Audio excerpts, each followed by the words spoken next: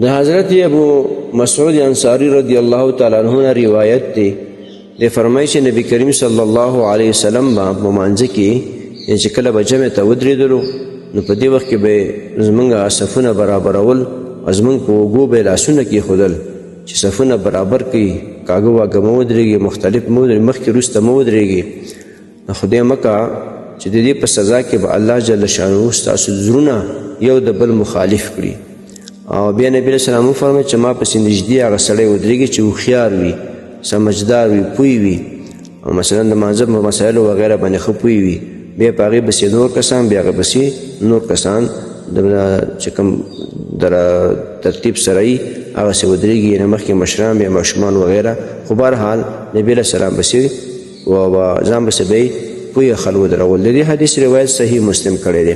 محترم مسلمانانو ورونو دې حدیث نه هم موږ دا خبره زده کړه چې مسلمانان به د لمانځه په وخت کې خپل صفونه سیده ساتي او دا ډېره سخته سزا ده چې الله جل شانه په دنیا کې بیا موږ ته راکوي چې موږ ستاسو زړونه یو د بل نه مخالف کړي یو بل سره په دښمنۍ واچوي یو بل سره کینه او بغض پیدا کړي دا غټه سزا ده ځکه کینه او بغض ساتل د مسلمان سره او بیا د خپلوانو سره دا داسې نیک اعمال ختموي لکه چې وسپنده زنګ وهي او په اور سره ته هغه پاکوي دغه رنګې نیک اعمال د کینې او د بغض د وجې نه ختمیږي بس ډېر جاهلان خلک وي ناپوهه خلک وي چې هغه د مسلمانانو سره کینه او بغض ساتي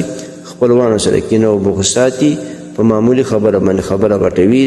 او شر ته لمنه وهي د دې وجې نه وجه دغه ده چې هغوی اکثره مسلمانان د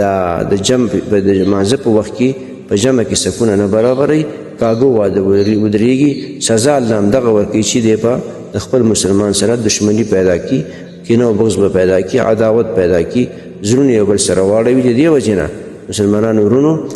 مونځ خو هسې هم کوو بیا به جمع سره هم کوو چې مونځ کوو ځان ستړی کوو چې اودس کوو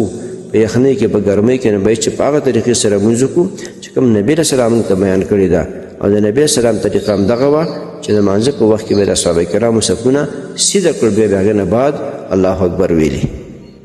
محترمو مسلمانانو ورونو تاسو ته چې کوم روزانه د حدیث د مفهوم راځي نو د مهربانۍ او د ثواب له مخې نورو مسلمانانو ته لیږدوئ او شیر کوئ